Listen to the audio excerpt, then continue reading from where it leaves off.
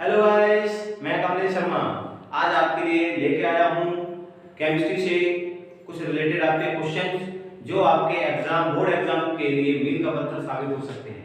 तो आज हम बात करते हैं सबसे पहले यूनिट सॉलिड स्टेट से कुछ रिलेटेड क्वेश्चंस जो आपके बोर्ड एग्जाम में बोर्ड एग्जाम की दृष्टि से बहुत ही इंपॉर्टेंट है।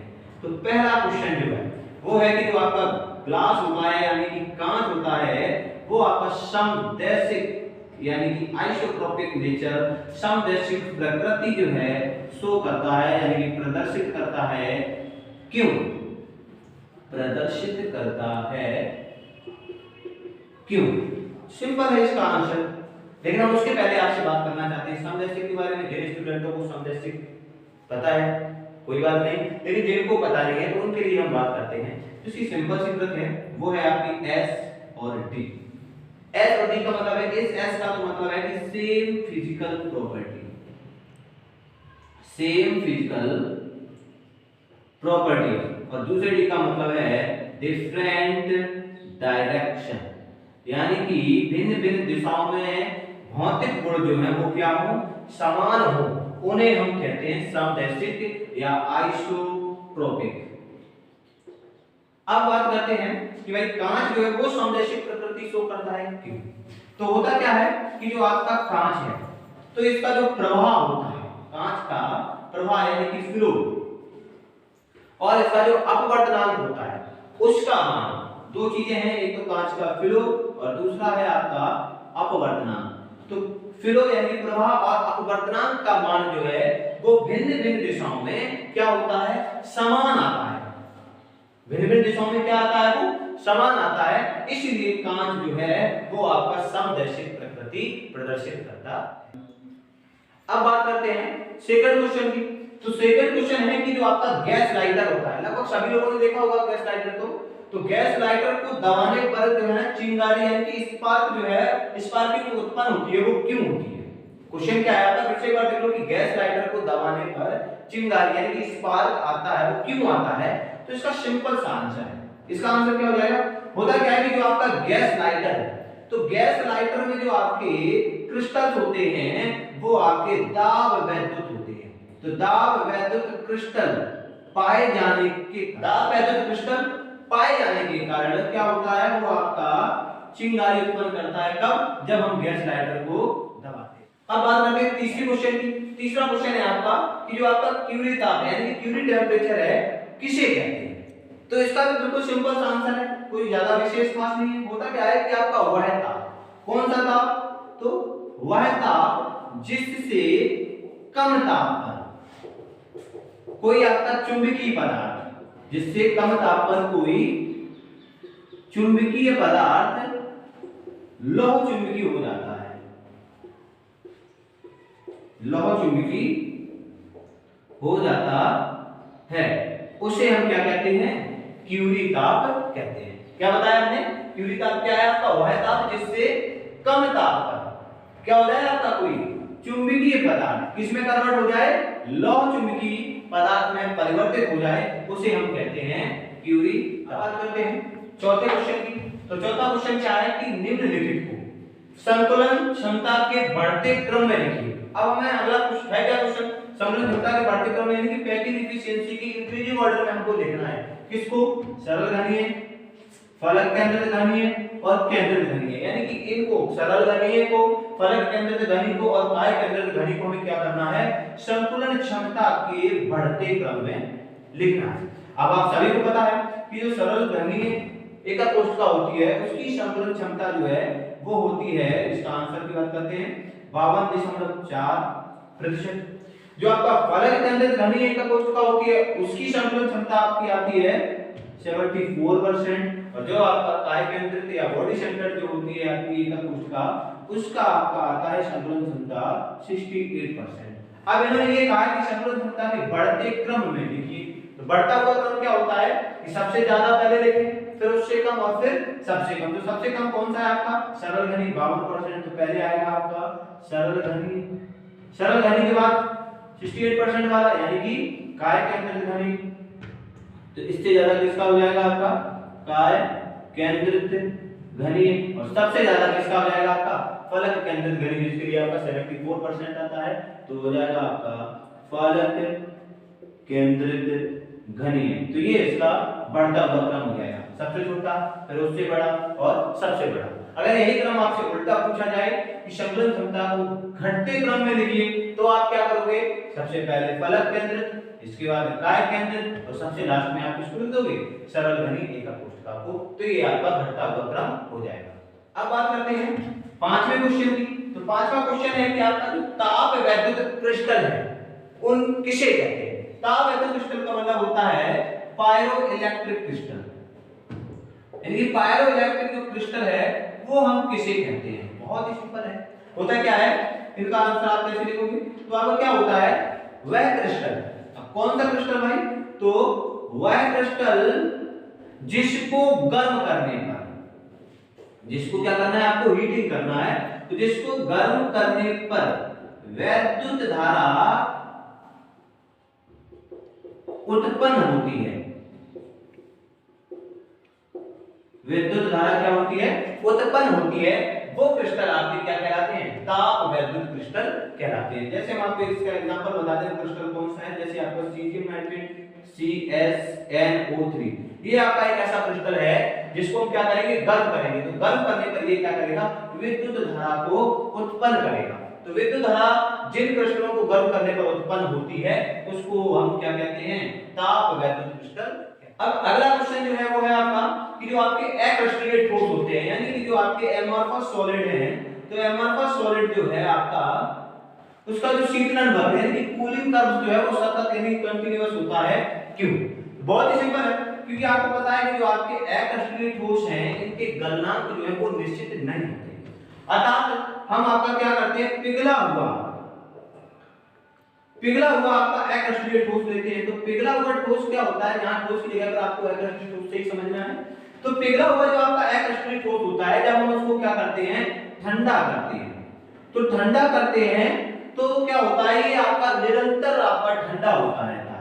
अभी निरंतर ठंडा होगा तो क्या होगा, ऐसा कोई भी हमें टेम्परेचर नहीं मिलता है जहां पर इसका ताप क्या हो जाए, स्थिर हो जाए।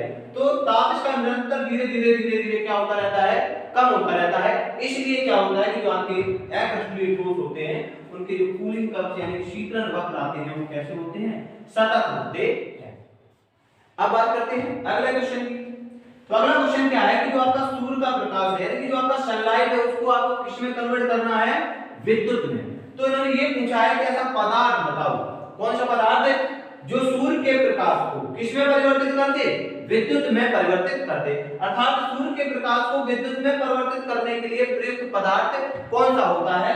तो बिल्कुल सिंपल सा उसका आंसर है, होता क्या है कि जो आपकी अक्रिस्टलीय, जो आपका अक्रिस्टलीय सिलिका होता है वो आपका एक ऐसा पदार्थ है जो सूर्य के प्रकाश को विद्युत में परिवर्तित कर सकता है। अर्थात अब ये होता क्या है, ये आपका एक फोटोवोल्टिक पदार्थ होता है, फोटोवोल्टिक पदार्थ है। तो बस आपको इतना ही याद रखना है कि सूर्य के प्रकाश को विद्युत में परिवर्तित करने के लिए प्रयुक्त पदार्थ क्या है, आपका अक्रिस्टलीय सिलिका। ये आपका जो है सूर्य के प्रकाश को विद्युत में परिवर्तित कर सकता है। अब बात करते हैं अगले क्वेश्चन की। तो अगला क्वेश्चन है कि ताप बढ़ाने पर जो आपके चालक पदार्थ है उनकी चालकता यानी कि कंडक्टिविटी जो है वो क्या हो जाती है, कम हो जाती है। क्यों, ताप बढ़ाने पर चालकों की चालकता क्या हो जाती है, कम हो जाती है। क्यों, तो इसका सिंपल सा आंसर होता क्या है कि ताप बढ़ाने पर जो आपके चालक पदार्थ हैं उनमें क्या होता है, ऊष्मीय कंपन बढ़ जाता है। ऊष्मीय कंपन बढ़ने से क्या होता है कि भाई जो चालक है उनमें ऊष्मीय कंपन बढ़ा, तो ऊष्मीय कंपन बढ़ने से क्या होता है, इनका प्रतिरोध बढ़ जाता है। प्रतिरोध बढ़ने से क्या होगा भाई, अब आप सभी को पता है कि प्रतिरोध का मतलब क्या है, जो विद्युत का क्या करे, विरोध करे। अर्थात जब ये बढ़ेगा तो चालकता क्या होगी, कम हो जाएगी। तो अब इसका आंसर लिखोगे कैसे, तो क्या हो जाएगा कि चालकों का ताप बढ़ाने पर, जो आपके चालक पदार्थ होते हैं उनका ताप बढ़ाने पर क्या होता है, उनमें ऊष्मीय कंपन बढ़ने के कारण प्रतिरोध बढ़ जाता है, इसलिए क्या होता है, उनकी चालकता कम हो जाती है। अब अगला क्वेश्चन जो है वो आपके सामने ही रहा कि जो यूरिया है, यूरिया का गलनांक जो है वो 30 होता है। तीसरे का मतलब है बहुत ज्यादा साफ, जैसे आप यूरिया को कहीं नमी के संपर्क में रख दो तो ये क्या हो जाती है, तुरंत ही गलने लगती है। लेकिन कांच ऐसा नहीं है, क्यों? तो क्वेश्चन क्या है कि यूरिया का गलनांक जो है वो तीक्ष्ण होता है, यानी कि जो यूरिया का मेल्टिंग पॉइंट है वो आपका शार्प होता है, जबकि जो आपका ग्लास है उसका नहीं। क्यों? तो होता क्या है कि जो आपका यूरिया है वो है आपका एक प्रकार का क्रिस्टलीय ठोस। तो ये क्रिस्टलीय ठोस होने के कारण क्या होता है, इसका गलनांक जो है वो तीक्ष्ण होता है, जबकि जो आपका कांच है वो आपका होता है अक्रिस्टलीय ठोस। तो अक्रिस्टलीय ठोस का क्या होता है, गलनांक निश्चित नहीं होता, इसलिए इसका क्या होता है, गलनांक आपका तीक्ष्ण नहीं होता है। तो आप इसको लिखोगे कैसे, आपको सिंपल सी भाषा में लिखना है, क्योंकि यूरिया का गलनांक तीक्ष्ण इसलिए होता है क्योंकि ये आपके क्रिस्टलीय ठोस होते हैं, इस कारण क्या होता है, गलनांक तीक्ष्ण होता है, और जो आपका कांच है वो अक्रिस्टलीय ठोस होने के कारण उसका गलनांक जो है वो तीक्ष्ण नहीं होता है। अब बात करते हैं अगला क्वेश्चन। अगला क्वेश्चन आता है कि विषमदैशिकता का कारण क्या है। भाई विषमदैशिकता क्यों होती है क्रिस्टलीय ठोसों में, अब उसके बारे में बात करते हैं। तो होता क्या है कि जो आपके क्रिस्टलीय ठोस है, अब आपको पता है कि क्रिस्टलीय ठोसों में जो आपके अवयवी कण है, तो क्रिस्टलीय ठोसों में जो आपके कांस्टिट्यूटिव पार्टिकल हैं यानी कि अवयवी कण हैं वो एक निश्चित ज्यामिति में व्यवस्थित होते हैं। निश्चित ज्यामिति में क्या होते हैं, व्यवस्थित होते हैं। अब होता क्या है कि क्रिस्टलीय ठोस है तो अवयवी कण तो निश्चित ज्यामिति में व्यवस्थित होंगे। अब होता क्या है कि जो आपका व्यवस्थित अवयवी कणों का क्रम है वो एक दिशा में तो एक समान तथा विपरीत दिशा में कहते हैं, ये कहते हैं कि दूसरी दिशा में क्या होते हैं, भिन्न भिन्न होते हैं। वही आपका क्या होता है, विषमदैशिकता का कारण होता है। जैसे आपको एग्जांपल दिखा दी, जैसे मान लो ये हम आपको डार्क पॉइंट दिखा रहे हैं, तो ये क्या है, आपके एक प्रकार के अवयवी कण है जो भी डार्क पॉइंट है। जो हम आपके गोल्ड टाइप से पॉइंट दिखा रहे हैं ये भी आपके एक प्रकार के क्या है, अवयवी कण है, जो किसी क्रिस्टल में क्या है, समान रूप से या ये कह लें कि निश्चित ज्यामिति में व्यवस्थित है। अब जैसे ये आपके कुछ अवयवी कण हमने आपको दिखाए, तो अब हम क्या करते हैं कि भिन्न भिन्न डायरेक्शन में मान देखते हैं। तो हम सबसे पहले तो एक डायरेक्शन ये देखते हैं और दूसरी डायरेक्शन जो है वो हम ये देखते हैं। तो एक डायरेक्शन में देखो, हमें देखने को क्या मिल रहा है कि अवयवी कण जो है वो समान है। जैसे हम इस डायरेक्शन AB की बात करें तो AB डायरेक्शन में देखो, अगर हम राइट हैंड पे देखेंगे तो आपको ठोस गोले दिखाई दे रहे हैं, लेफ्ट ओर देखेंगे तो आपको खोखले गोले दिखाई दे रहे हैं, यानी कि समान प्रकार के जो है ना अवयवी कण वो व्यवस्थित है। जबकि ये डायरेक्शन हम आपको C और D दिखाते हैं, तो C और D डायरेक्शन में क्या होता है, आपका अल्टरनेट सीक्वेंस आता है, एक खोखला गोला ठोस गोला फिर खोखला गोला ठोस गोला। तो ये क्या है, आपके दूसरी दिशा में आपके अवयवी कणों की व्यवस्था कैसी है, भिन्न भिन्न है। तो इसी कारण से क्या होता है, जो आपके क्रिस्टलीय ठोस हैं वो विषमदैशिकता प्रदर्शित करते हैं। अब अगला क्वेश्चन है कि कांच को अतिशीतित द्रव यानी सुपर कूल्ड वाटर जो है वो क्यों कहा जाता है। हालांकि ये क्वेश्चन तो आपको आपके सर बताते ही रहते हैं कि ये आपका एक ऐसा क्वेश्चन है जो हर किसी को आता है, फिर भी हम आपको बता दें कि ये बोर्ड एग्जाम की दृष्टि से देखें तो इंपॉर्टेंट है, क्योंकि यहाँ पर दो क्वेश्चन आते हैं। एक क्वेश्चन ये आता है कि कांच को अतिशीतित द्रव क्यों कहते हैं, या आपसे इसी क्वेश्चन को ये ऐसे भी पूछ सकते हैं कि जो आपकी पुरानी इमारत है, तो पुरानी इमारतों में लगी हुई जो आपकी खिड़कियां होती हैं, लगी हुई जो आपकी खिड़कियां हैं, खिड़कियों के कांच जो हैं वो नीचे मोटे एवं दूधिया होते हैं, दूधिया होते हैं, क्यों? तो ये क्वेश्चन ऐसे पूछे कि भाई कांच को अतिशीतित द्रव क्यों कहते हैं, या ये क्वेश्चन को ऐसे पूछ सकते हैं कि पुरानी इमारतों में लगी हुई जो खिड़कियों के कांच हैं वो नीचे मोटे एवं दूधिया होते हैं, क्यों? तो सबसे पहले हम इसकी बात करते हैं। तो होता क्या है कि कांच में द्रव के समान, कांच में द्रव के समान क्या होता है, अति मंद गति से, अति मंद गति से यानी कि वेरी स्लो आपका प्रोसेस है, तो अति मंद गति से बहने की प्रवृत्ति पाई जाती है, अति मंद गति से बहने की प्रवृत्ति पाई जाती है, इसलिए हम इसको क्या कहते हैं, अतिशीतित द्रव कहते हैं। इसको आभासी ठोस के नाम से भी जाना जाता है। तो होगा क्या कि भाई कांच को अतिशीतित द्रव क्यों कहते हैं, तो होता क्या है कि कांच में क्यों कहते हैं, क्योंकि कांच में द्रव के समान अति मंद गति से बहने की प्रवृत्ति होती है, इसलिए इसको हम अतिशीतित द्रव कहते हैं। अब दूसरी क्वेश्चन की बात करें कि भाई पुरानी इमारतों में लगी हुई खिड़कियों के कांच हैं वो नीचे आपके कैसे होते हैं, मोटे और दूधिया रंग के होते हैं। क्यों? तो इसमें क्या होता है भाई, अब उन्हीं कांच में लगे हुए, सॉरी खिड़कियों में लगे हुए जो कांच है, अब इसमें क्या होता है, ये तो गुरुत्व प्रभाव कार्य करता है। तो गुरुत्व प्रभाव के कारण, गुरुत्व प्रभाव के कारण जो है, जो आपका कांच है वो क्या होता है, नीचे की ओर अति मंद गति से बहने लगता है। इस कारण क्या होता है, जो आपके खिड़कियों के कांच होते हैं पुरानी इमारतों के, वो नीचे मोटे होते हैं और उनका रंग कैसा होता है, दूधिया होता है। बस सॉलिड स्टेट में जो आपके इंपॉर्टेंट क्वेश्चन थे वो हमने लगभग बता दी। इसके अलावा जो आपके सर ने बताए हैं वो देख लेना, जो आपके बुक्स में पीछे क्वेश्चंस हैं वो देख लेना, बस इनको थोड़ा अच्छे से देख लेना। ये आपके क्या है, बोर्ड की दृष्टि से देखें तो इंपॉर्टेंट है। इसके साथ ही साथ हम क्या करेंगे, अगले चैप्टर की सीरीज भी आपके सामने लेकर आएंगे। तब तक आप लोग लाइक, शेयर और सब्सक्राइब करते रहें। धन्यवाद।